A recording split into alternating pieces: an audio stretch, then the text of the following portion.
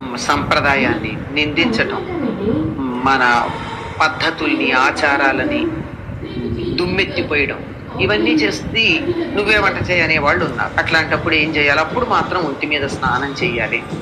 ఎందుకంటే మాలిన్యాలు కదమ్మా. మామూలుగానే కాలకృత్యాలు కడితే ఒకటైతే కాళ్ళు చేతులు కడుక్కుంటాం, రెండైతే వీలైనంత వరకు స్నానం చేస్తాం కదా. అట్లాంటిది అంతకన్నా ఎక్కువ మాలిన్యాలు శరీరంలోంచి బయటకు వచ్చేటప్పుడు పదార్థంతో పాటు వాయువు కూడా చెత్తదూస్తుంది కదా. ఉంటామంటారు ఆరోగ్యం దృష్టి అనమ్మా. ఇప్పుడు టాక్సిన్స్ కూడా వాళ్ళు వెలువడుతూ ఉంటాయి శరీరాన్ని. అవన్నీ అందరికీ అనారోగ్యం కలిగించేవి. కానీ తప్పని పరిస్థితుల్లో అస్సలు తప్పదు, ఇంకా ఒక గత్యంతరం లేదు అన్నప్పుడు మరి చేస్తున్నారు ఆడవాళ్ళు.